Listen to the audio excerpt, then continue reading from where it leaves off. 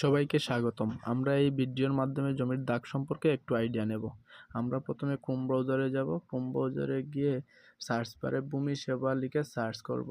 Search করার সাথে সাথেই প্রথম যে ওয়েব পোর্টালটা আসবে ভূমি তথ্য বাতায়ন, এখানে যাব। যাওয়ার পরে ভূমি রেকর্ড ম্যাপ আছে মধ্যখানে, আমরা এখানে ক্লিক করব।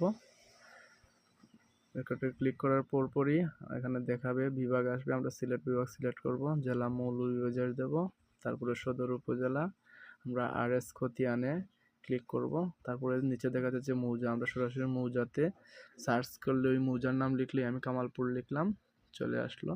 কামালপুর লেখার সাথে সাথেই কামালপুর মৌজার যতগুলো দাগ আছে সবগুলা দাগ এখানে চলে আসছে। আমরা যে কোনো একটা